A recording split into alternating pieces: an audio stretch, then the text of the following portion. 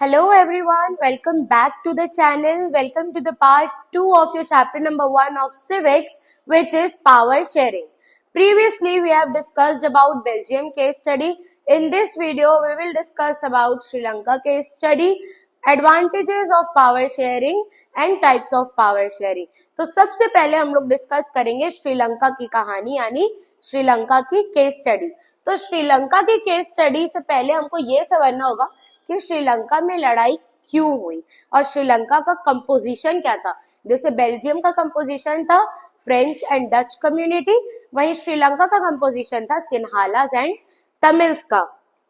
तो हुआ क्या था, श्रीलंका में 74% लोग सिन्हाला बोलते थे, जो लोग बुद्धिस्ट को फॉलो करते थे. वहीं 18% लोग बोलते थे तमिल. तमिल्स भी दो पार्ट में डिवाइडेड थे.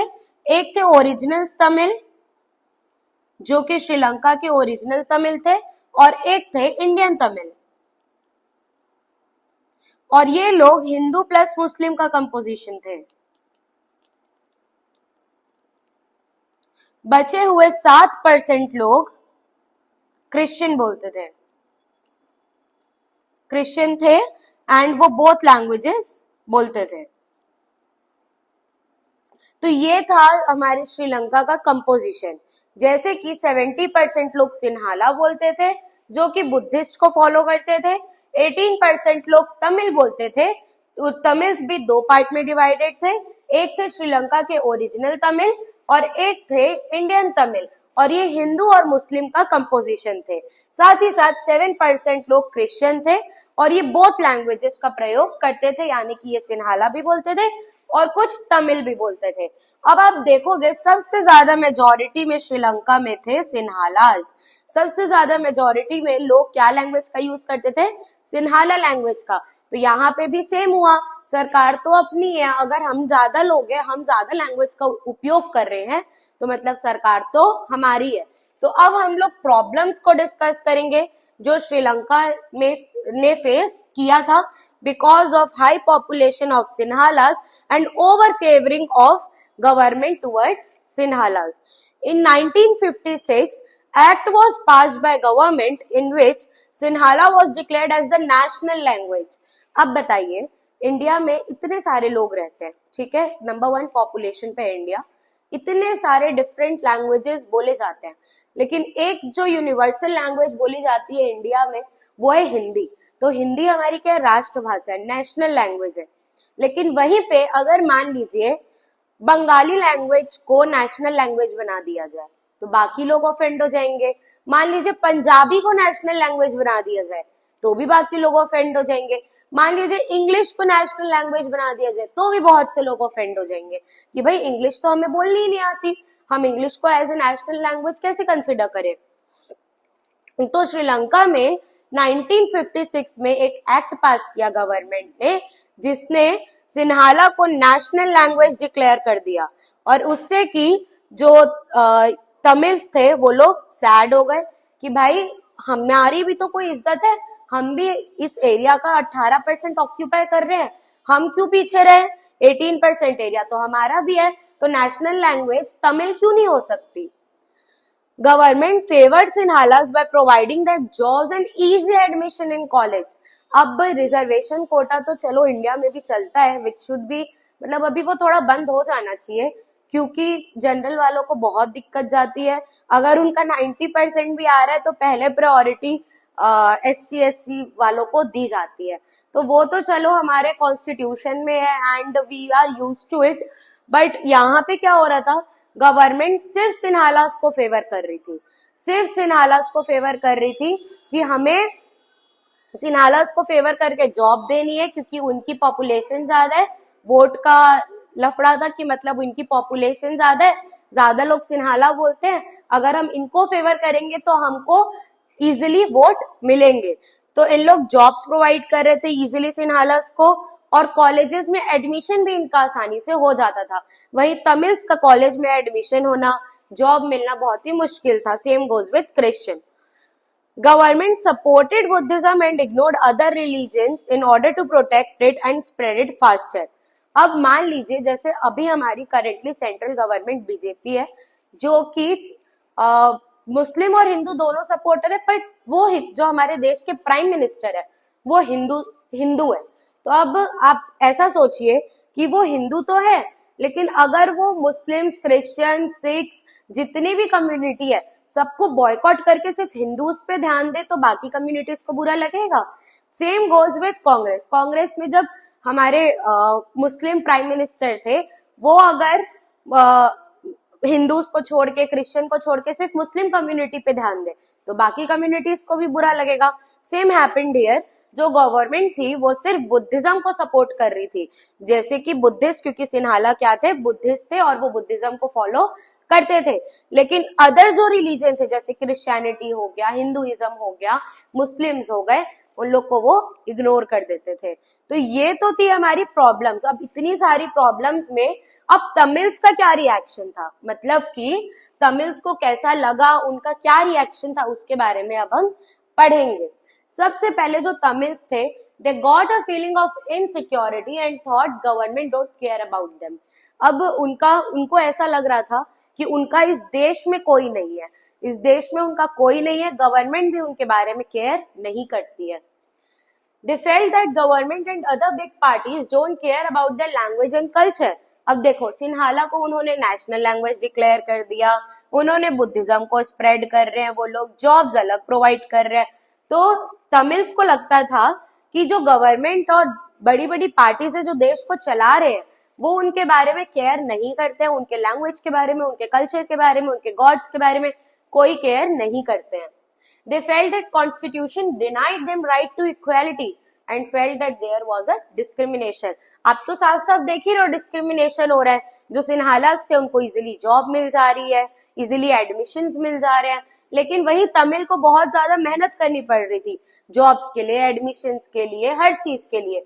तो उनको ऐसा लग रहा था कि कॉन्स्टिट्यूशन में राइट टू इक्वालिटी तो है, लेकिन उनके ऊपर वो लागू नहीं हो रही है, उनको राइट टू इक्वालिटी नहीं मिल रही है। तो ये सब तमिल्स के मन में आ रहा था। अब एक चीज और हुई थी, श्रीलंका में इसका सॉल्यूशन नहीं निकला था कभी भी, क्योंकि सिविल वॉर इसकी वजह से चालू हो गई थी, उसके बारे में अभी हम पढ़ेंगे। लेकिन वही जो बेल्जियम की केस स्टडी हमने पढ़ी थी, बेल्जियम ने लोगों ने पावर शेयर करने को अच्छा मान लिया था, पावर शेयरिंग करने को रेडी हो गए थे, इस कारण वहां पे पीस और हार्मनी आ गई थी। लेकिन श्रीलंका में पीस और हार्मनी नहीं है, उल्टा यहाँ सिविल वॉर हो गई सिन्हालाज एंड तमिल्स के बीच। तो अब हम आगे का पार्ट देखते हैं। तो बच्चों, अब हमने देख लिया प्रॉब्लम्स ऑफ श्रीलंका, तमिल्स को क्या क्या दिक्कत हो रही थी उसके बारे में भी हम डिस्कस कर लिए। तमिल्स ने बहुत वेट भी किया कि अब गवर्नमेंट सुधरेगी, अब सुधरेगी, अब सुधरेगी, बट गवर्नमेंट नहीं सुधरी, वो स्टिल सिन्हालास को बहुत ज्यादा फेवर कर रही थी। तो तमिल्स का क्या रिएक्शन था और उसका रिजल्ट क्या था वो हम देखेंगे। उसके बाद हम एडवांटेजेस ऑफ पावर शेयरिंग और टाइप्स ऑफ पावर शेयरिंग पढ़ के हम इस चैप्टर को कंप्लीट करेंगे। तो रिएक्शन ऑफ तमिल में they made their own party and launch strikes. अब तमिल्स जो थे उन्होंने अपनी एक अलग पार्टी फॉर्म कर ली, क्योंकि जो बड़ी पार्टीज थी, गवर्नमेंट थी, उनका फेवर तो कर नहीं रही थी, उनके हित में कुछ नहीं कर रही थी, तो उन्होंने अपनी एक अलग पार्टी फॉर्म करके वो लोग स्ट्राइक पे, धरने पे बैठ गए। They demanded equality in each sector but government denied their demand. अब उन्होंने अलग पार्टी बना ली, स्ट्राइक कर लिया, और उनके स्ट्राइक का मेन मोटिव क्या था, मेन पर्पस क्या था, वो लोग इक्वालिटी डिमांड कर रहे थे कि भाई हम नहीं बोल रहे कि तुम हमारे लिए सब चीज करो, लेकिन जितनी चीजें सिन्हालास के लिए हो रही है वो हमारे लिए भी करो, क्योंकि हम भी इस देश के सिटीजन है। लेकिन गवर्नमेंट ने उसको भी डिनाई कर दिया, स्टिल वो सिन्हालास को फेवर कर रहे थे। They demanded a separate country in north east Sri Lanka for themselves. अब जब पार्टी बना के काम नहीं हुआ, गवर्नमेंट हर चीज डिनाई कर दे रही है, तो लोग, मान लो ये श्रीलंका है, तो वो नॉर्थ ईस्ट में अपनी एक अलग कंट्री डिमांड कर रहे थे कि भाई यहाँ पे आप रख लो सिन्हालास को, हम यहाँ पे रह लेंगे खुशी से, अलग कंट्री बना के, बट वो भी नहीं माना गया। अब ये सब के चक्कर में देश में हो गई सिविल वॉर, यानी भारी लड़ाई झगड़ा हो गया देश में, जिसमें बहुत सारे लोग मर गए और बहुत सारे लोगों ने तो देश ही छोड़ दिया तमिल्स ने, कि भाई अब इस देश का कुछ नहीं होने वाला है, अब हमारा यहाँ कोई नहीं है, हमारा कोई नहीं सुनेगा, हम देश ही छोड़ देता है। तो कई तमिल्स ने देश छोड़ दिया और बहुत से लोग मारे गए। अब जब वॉर होती है एक कंट्री में तो बहुत सारे सेटबैक्स होते हैं, सबसे ज्यादा फाइनेंशियल सेटबैक, क्योंकि किसी का काम ढंग से चल नहीं पाता, इंपोर्ट एक्सपोर्ट बंद हो जाता है, वॉर हो रही है, उसका खर्चा अलग है, तो हाउस होल्ड का खर्चा अलग है। तो सोशली और इकोनॉमिकली श्रीलंका इस वॉर की वजह से बहुत ही ज्यादा वीक हो गया। तो ये थी हमारी श्रीलंका की केस स्टडी। अब बेल्जियम ने पावर शेयरिंग करके अपना प्रॉब्लम सॉल्व कर लिया बड़ी प्यार मोहब्बत से, लेकिन क्योंकि सिन्हालास और तमिल्स दोनों ही सैक्रिफाइस करने को रेडी नहीं थे श्रीलंका में, तो वहां पे ये सॉर्ट नहीं हो पाया। क्यों? क्योंकि वहां पे पावर शेयर नहीं हो पाया और वहां पे पीस और हार्मोनी नहीं आ पाई। तो अब हम लोग डिस्कस करते हैं advantages of power sharing. It reduces fights between social groups and ensures peace and stability। अब जैसा कि हमने देखा कि बेल्जियम में लोगों ने पावर शेयर करके पीस और स्टेबिलिटी ला दी कंट्री में, वही श्रीलंका ने पावर शेयर ना करके, तमिल्स की डिमांड को फुलफिल ना करके पावर शेयर नहीं लाया और कंट्री में सिविल वॉर हो गया। It is the spirit of democracy, यही तो है डेमोक्रेसी, जब हम इलेक्ट करें अपनी गवर्नमेंट जो हमारे लिए काम करे। लेकिन यहाँ तो ऐसा कुछ नहीं हो रहा था। श्रीलंका में डेमोक्रेसी थी, वोट दे के लोग इलेक्ट कर रहे थे, लेकिन ज्यादा से ज्यादा वोट सिर्फ किसको मिल रहे थे? गवर्नमेंट जो सिन्हालास को फेवर कर रही थी। ये थे हमारे एडवांटेजेस। अब आते हैं हम लोग टाइप्स ऑफ पावर शेयरिंग में। सबसे पहला हमारा है हॉरिजॉन्टल पावर शेयरिंग। इसमें आता है हमारा लेजिस्लेटिव,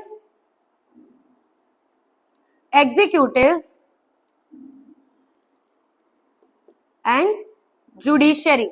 लेजिस्लेटिव जो लॉ बनाता है, एग्जीक्यूटिव जो उस लॉ को एग्जीक्यूट करता है, जुडिशरी में सारे कोर्ट्स आते हैं जो ये इंश्योर करते हैं कि वो लॉस प्रॉपर कंट्री में फॉलो हो रहे हैं कि नहीं हो रहे हैं।